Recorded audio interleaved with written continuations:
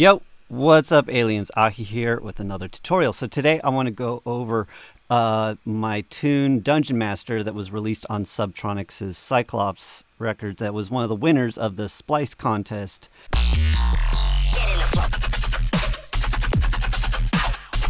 And yeah, I just want to show y'all how I became one of the winners in this contest. And also check out all the other songs. They're super dope. All right, so to get into this, a lot of people in the comments on SoundCloud were saying, oh my God, Screensaver 2.0, and they were right. They're totally right. I totally based it off of Subtronics' Screensaver, and I do this technique a lot where I'll throw in tracks that I love and sort of like, you know, be like, okay, here's the intro, build, here's the drop. You can see I've delineated each section. And so I've based the structure of the song very heavily off that tune. Even like the main riff in here is like, I don't want to play the original song, but you know, it's a very, it's a very similar vibe. And, but the drop is just completely different. And that's where I wanted to show like what I could do with this like format that Subtronics had created.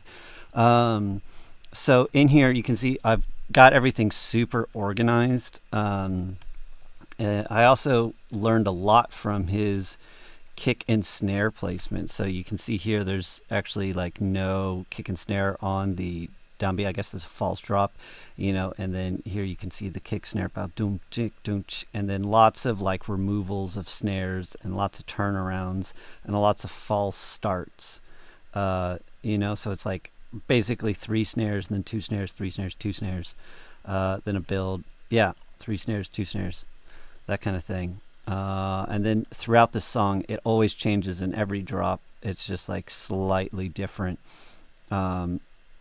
in every drop. And I think that's what gives Subtronics' songs just like so much life and creativity, is that like nothing's ever done the same, you know, there's always switching up. And I wanted to emulate that in this process. So here I'll play a bit of the drop.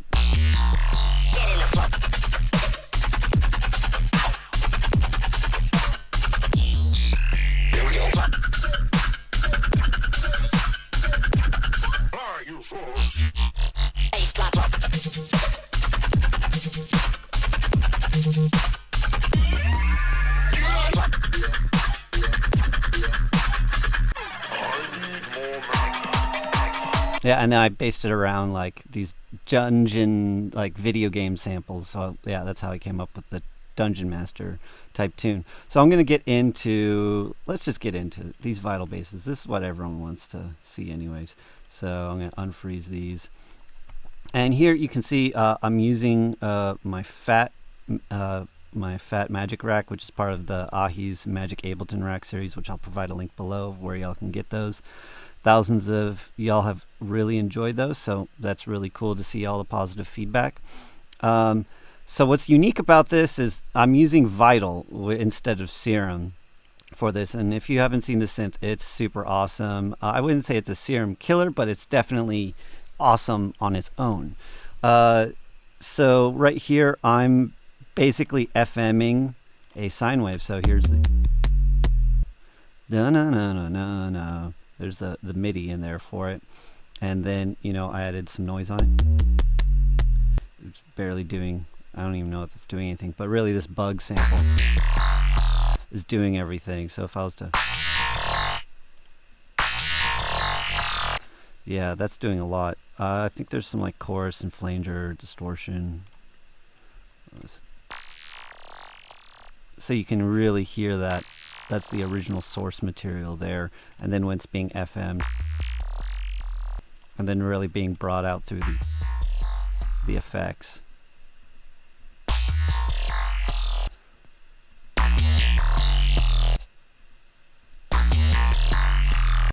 Yeah. But a big thing on this is I literally just typed in bug up here in, I was like bug. And then I was just tossing in all these different, I think it was this one. That's all it was? That's the sound? Oh my gosh. I didn't even like listen to the original sound. But apparently That's what it is. Here, let's look at it. Yeah, okay. Yeah, it's literally just the thing, but just wavetabling it and then bending it a bit. So without the bend. The bend actually did do a lot to it. I find it really useful to look at the SP mode in this. Yeah, just because it gives you different perspectives than these ones. You can really see like the frequency content. There's not much low end. There's a lot of high end to it. And then yeah, it's just barely.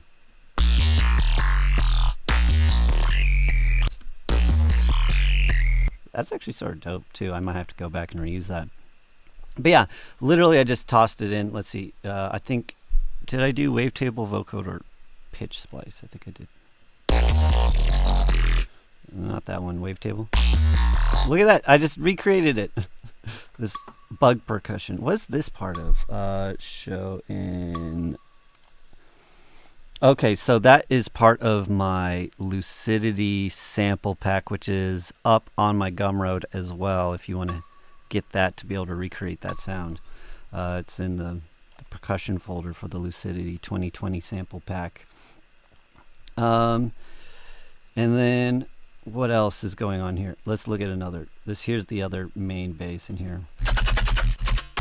Everyone's like, oh my god, it sounds so clean. And the reason why it sounds so clean is because I don't overly limit it. I mean, I do have this fat magic rack on here, so without it. I mean, it's just, I try to like boost the volume of things without squarifying them, you know, like without turning the sine waves into, of the sub bass into squares. And that's how I get a lot of my clean sounds. Again, this is that same bug percussion, but is there anything different about this? What's different about this? Is it the, look here, so interesting thing to note is that on the pitch, it's at 6. That doesn't sound like it does that much. I don't know what is up with this. Oh, is it the unison? Look, that's at 12 voices. And what's this one at? And this one's at 1 voice. Ah, see, that's the difference between them, is that this one's got the, wait, what am I looking at here? Okay, yeah, this one. Yeah, this one's got the 12 voices. So if I was to, this still sounds a little bit different, but also I think I was adjusting the wavetable and bend and the oscillation. I think that all the effects are still the same. Oh yeah, I think this. Yeah, this is a fun technique. Is look at all these things I'm controlling. The pattern of this really comes from this the mirrored sine. That's one of the presets that comes with Vital. Super fun one. But yeah, adding this flanger, the LFO, to the mix of the flanger while like really cranking the feedback in there and like you know, freezing it so it doesn't move, so you're just like spiking these particular frequencies. It just added in a nice flavor to it. And then also if you take away the chorus does so much. Yeah, so you can see these settings here for that have really helped out. And it just, without the compressor, it's nothing. Nutso. Really, all these things like really add to the character of the sound, you know, like everything in here is important. Oh yeah, you can see here another thing is just low pass filtering it. Yeah, what I do with the multiband, I just left it as is. I don't see that I've changed much at all there. But yeah, that's the sound. Really, big thing is experimenting with finely like weird frequency arrangements in the wavetable that you're FMing from, and then weird like I don't know, this like spreads out the sound. And then just compressing and distorting, or, you know, you could rearrange these maybe. Man, it's such a specific sound. But yeah, and then adding that in, and then I boost some high in there, and that's about it. But really, it's like the interplay with like how it, with those boom, ow. And where are these? These are just samples that I found that, you know, they're light in the background. Because they're not like meant to be up in your face. They're meant to be like background sound effects.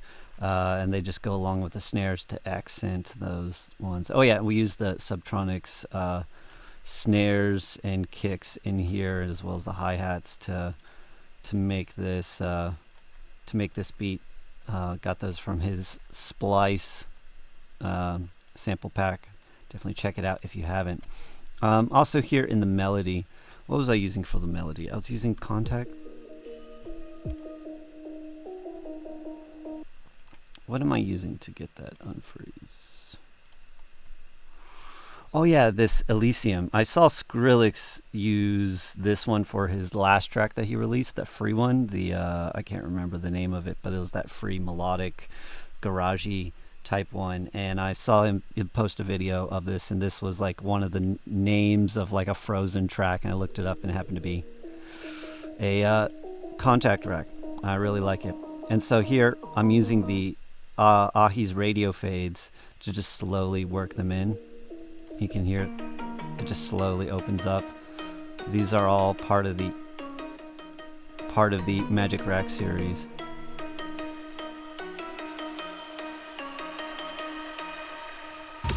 And so then I take that same melody, dun dun dun dun dun dun dun dun dun dun dun. Yeah, so a lot of it, it's like here's a call and then here's the responses, but each response is like slightly different in its timing. See, like the timing is different between those, and then the timing is different between these, or the timing's the same, but the note's different. And so again, it's like making repetitions, but then adding a tiny variation between each variation.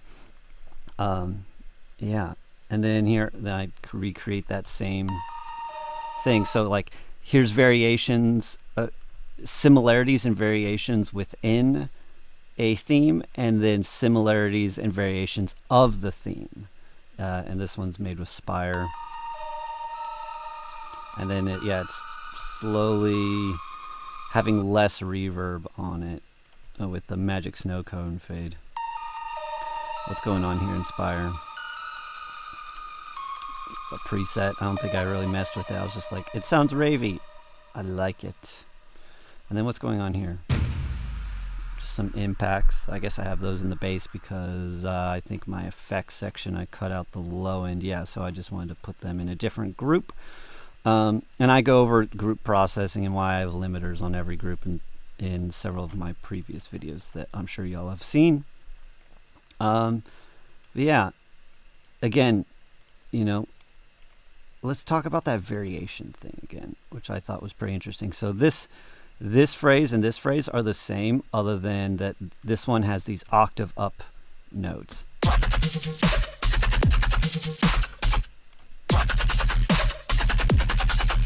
Same thing, but these octave up notes, like, just, it creates a whole new sound, which is pretty cool. And then also for, so here's the, but then on the second time around, I'm adding the auto chopper. You know, and so it's, again, theme and variations, always creating variations, like this sound here. You know, it's like the same things, but variations of them. Those are the same thing. But what am I using in here instead of, what's this? Ooh. Let's look at that. Unfreeze. Again, it's that bug percussion sound. I've just, messed around with the inharmonic and changed the thing, and then I changed the pattern of it slightly. Yeah, anything, nothing, the effects are exactly the same in the same order. It's just the variation comes from the position of the wavetable the pitch of the FMing note, and I changed the, did I lower that from 16 to 12? I'm not sure. But then I changed the harmonic and the sync, and then changed the pattern of it ever so slightly. Again, it's just themes and variations. And then, yeah, the EQ. I just did that to make that sound fit better. What's this one? Unfreeze. Okay, so this one it looks like, yeah, I changed the pattern just slightly, but it's based off of that first one. The effects are the same, but I've used a different wavetable in this one.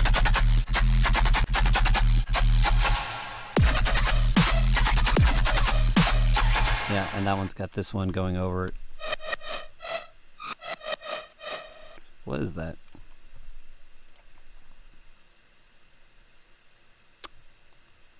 Let's see. Oh, it's Serum. Oh, I should have read that. Yeah.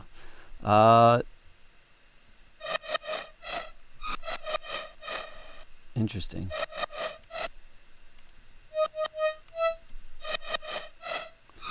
Yeah, so it's just sort of a noisy wavetable there, and yeah, distorting the heck out of it, but then removing all the low end.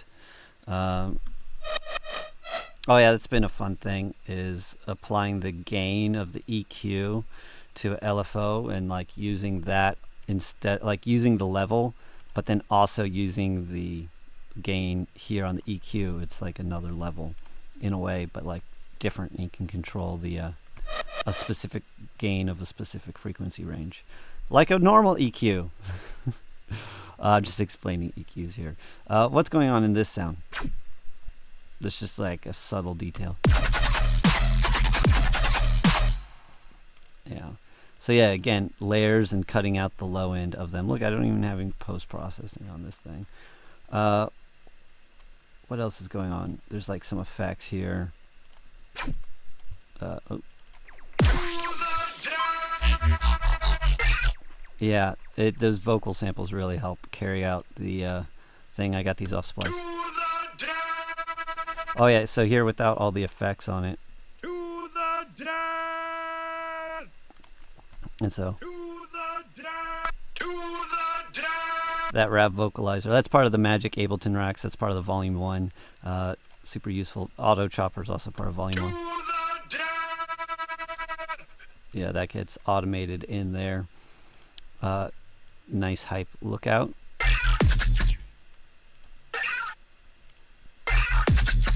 That's fun. There's some sort of funky other sample in here. Is it this item sample? This is part of one of my sample packs. The which one was this? This was part of retro video game sounds sample pack that I made.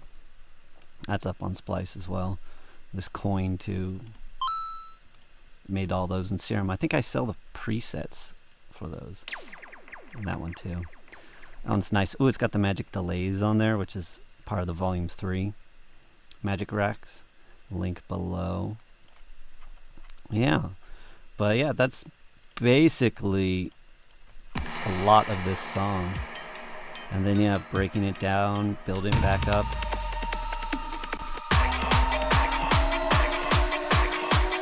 Oh, I like this whoopie sample. And slowly upping that frequency shifter. And here you can see I've doubled them, you know, using the these things, the divide and times there. And then what's going on drop 3? Oh yeah, this one's my favorite drop. Had to include a little, just like a little bit of a break in there. I think is that the think break? And then here I take,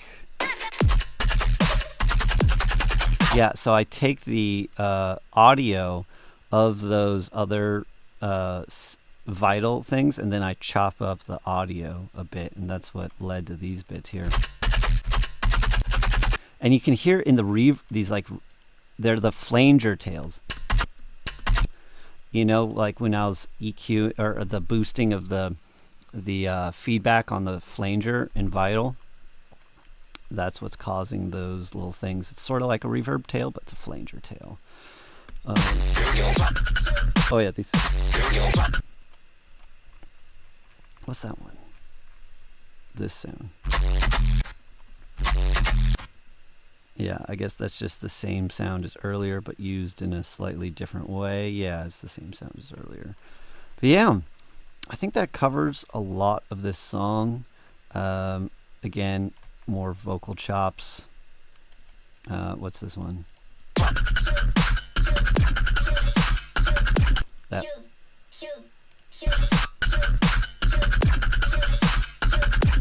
Lots of little ones.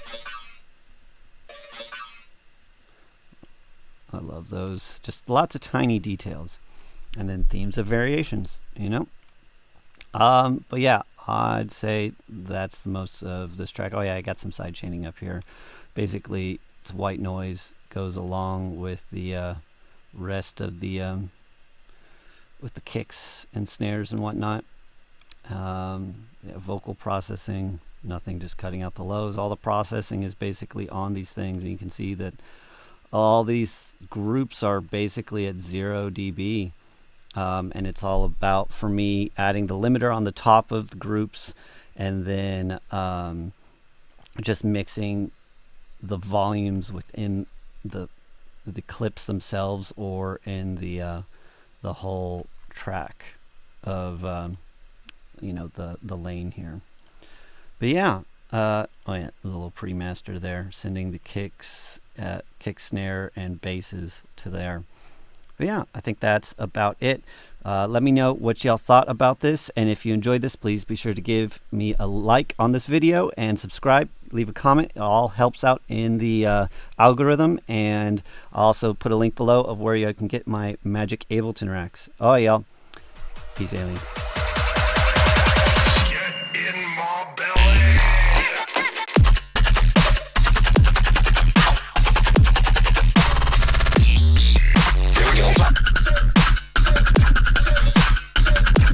This shit's fire.